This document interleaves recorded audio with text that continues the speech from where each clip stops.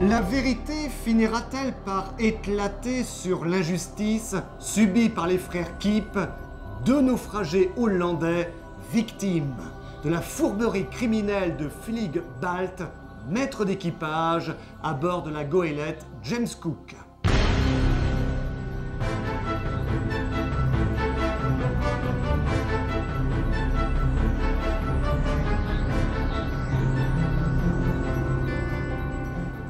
Cette nouvelle aventure de Jules Verne commence dans le port de Dundee, en Nouvelle-Zélande, dans une taverne fréquentée par des marins tous chenapans et ivrognes. Ce soir-là, au milieu du brouhaha, deux consommateurs sont attablés dans un coin devant deux verres. Ce sont des marins du navire de commerce, le James Cook, le maître d'équipage, Flieg Balt, et le matelot, Windmold. « Il faut pourtant finir !» dit Flieg Balt d'une voix dure en frappant la table du poing. « Il n'y a qu'à choisir dans le temps !» répliqua Windmold. Que cherchent donc ces deux marins? Ils veulent trouver des matelots pour compléter l'équipage du James Cook. À cette époque, en cette année de 1885, la Nouvelle-Zélande était dévorée par la fièvre endémique de l'or. Les gisements attiraient nombre d'aventuriers et les équipages de navires de commerce ne résistaient pas à cette attraction. C'est précisément ce qui était arrivé au brick anglais James Cook, où 4 des 8 hommes d'équipage avaient déserté. C'est donc pour remplacer ces matelots que le maître d'équipage Flieg Balt et le matelot Windmold étaient allés dans cette taverne. Mais il faut préciser que ce sont des marins sans foi ni loi qu'espèrent trouver nos deux personnages. Ils ont en effet l'intention de devenir maîtres de James Cook en faisant passer par-dessus bord son capitaine. Malgré leur tentative d'embauche, aucun des ivrognes de cette taverne ne voulait embarquer. Soudain, une bagarre formidable se déclenche pour une broutille. Ce fut un tapage infernal. Maître Balt et Windmold eurent grand-peine à éviter d'être atteints par les bouteilles qui volèrent de toutes parts. On frappait, on vociférait, on hurlait. Cette bagarre va se révéler être une opportunité pour Flieg Balt et Windmold. Ayant repéré les 4 matelots à l'origine de cette rixe, le maître d'équipage et Windmold profitent de l'arrivée de la police pour les entraîner avec eux afin de leur permettre d'échapper à la prison. Le lendemain, le James Cook peut donc quitter le port de Dundee avec un équipage au complet, et cela malgré le regard inquisiteur de policiers restés sur la jetée. Lorsque le capitaine Harry Gibson découvre les 4 nouveaux matelots ramenés par son maître d'équipage, il ressent une impression bien désagréable. Mais faute de mieux, d'ailleurs, le maître d'équipage Flieg Balt savait bien cacher son jeu et avait réussi depuis plusieurs mois à gagner la confiance du capitaine par un excès de dévouement et d'hypocrisie.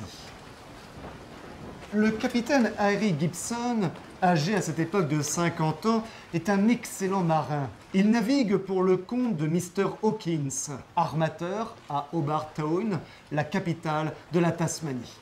Mr. Hawkins se trouve alors à Wellington, en compagnie du fils du capitaine, Nat Gibson, alors âgé de 21 ans, et il est convenu que le James Cook doit venir les chercher avant de poursuivre leur navigation.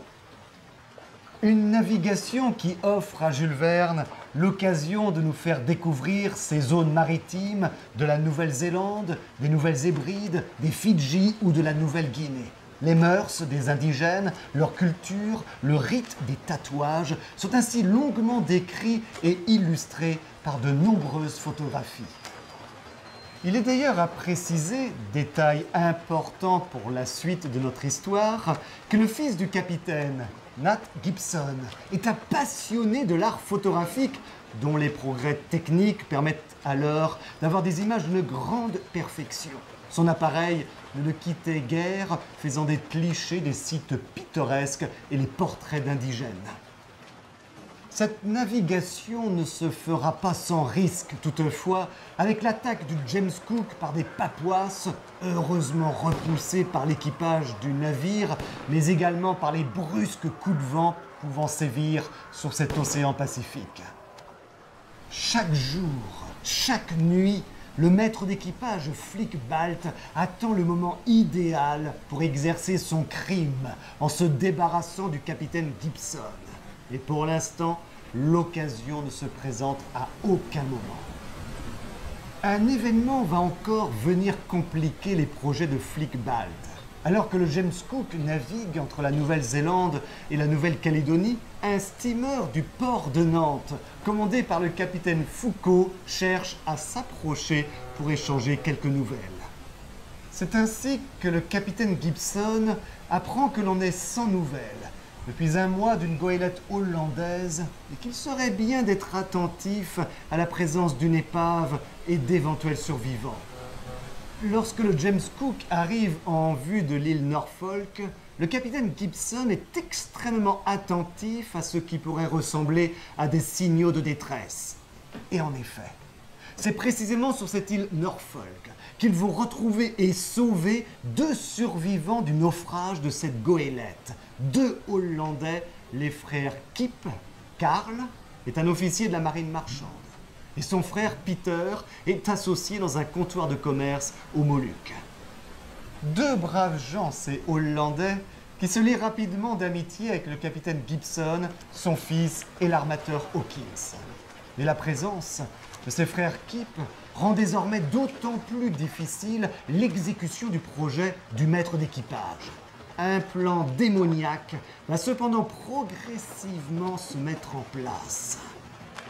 Un poignard aux dents de scie bien particulières sera notamment placé dans la cabine des frères Kip pour qu'il soit aperçu par le jeune et honnête mousse Jim qui venait y faire le ménage, devenant ainsi le cas échéant un témoin pouvant être précieux.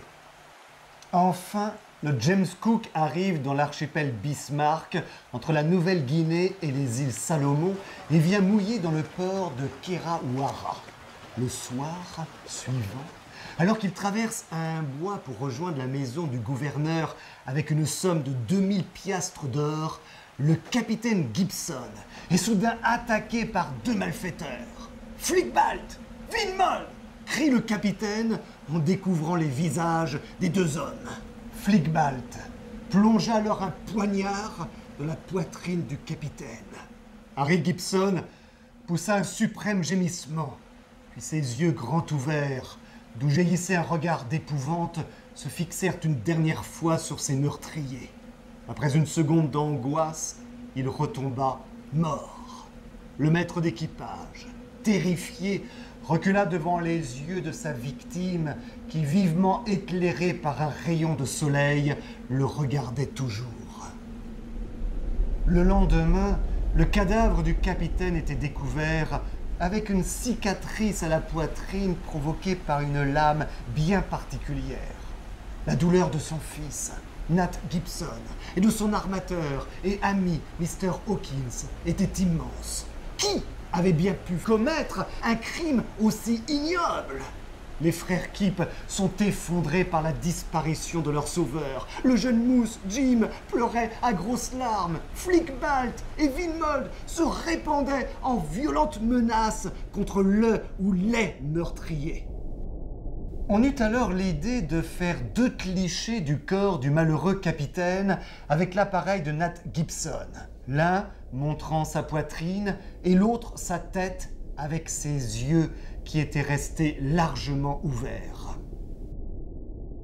Mr. Hawkins fit venir le maître d'équipage. Flick-Balt, le James Cook a perdu son capitaine.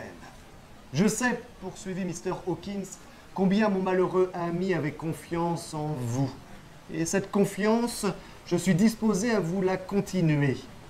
Le maître d'équipage, les yeux baissés, s'inclina sans prononcer une seule parole.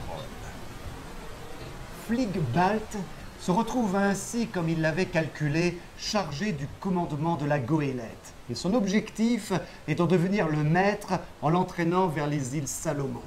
Mais bien rapidement, ses qualités de marin ne se révèlent pas à la hauteur. Karl Kipp, en vrai officier de marine, dont les doutes sur Flick-Balt sont de plus en plus forts, va finir par prendre, avec l'acquiescement de l'armateur, le commandement du navire, alors que sa survie est en jeu en pleine tempête. Flick-Balt, furieux, tente une mutinerie, mais celle-ci est rapidement maîtrisée et le maître d'équipage se retrouve enfermé avec les matelots qui l'ont suivi. Arrivés au port d'attache du James Cook, à Obertown, ils sont emprisonnés et un procès est organisé pour acte de mutinerie. Mais coup de théâtre, Flick-Balt, en plein procès, accuse les frères Kipp de l'assassinat du capitaine Gibson. La principale preuve, ce fameux poignard à la lame si particulière qu'un complice de Flick-Balt a secrètement placé dans un bagage des frères Kipp et qui est retrouvé par la police. Le témoignage du mousse Jim, qui reconnaît avoir vu l'arme dans la cabine des frères avant le crime, est déterminant. Il n'y a plus de doute. Les frères Kipp se retrouvent condamnés à la peine de mort, reconnus comme coupables de ce crime. Cette peine sera commuée de justesse en une condamnation aux travaux forcés au bagne de Port Arthur grâce à l'énergie de l'armateur Hawkins qui doute de la culpabilité des frères Kipp. Toute la suite de cette histoire est donc celle d'une terrible injustice, celle subie par les frères Kipp. Ces derniers auront l'occasion de rencontrer au bagne deux Irlandais victimes, eux, d'une autre forme d'injustice, celle d'être des condamnés politiques pour avoir participé au mouvement de libération de l'Irlande, alors sous la domination de la Grande-Bretagne. Comment se termine cette aventure ? Je puis vous révéler que l'armateur Hawkins consacrera toute son énergie à prouver l'innocence des frères Kipp.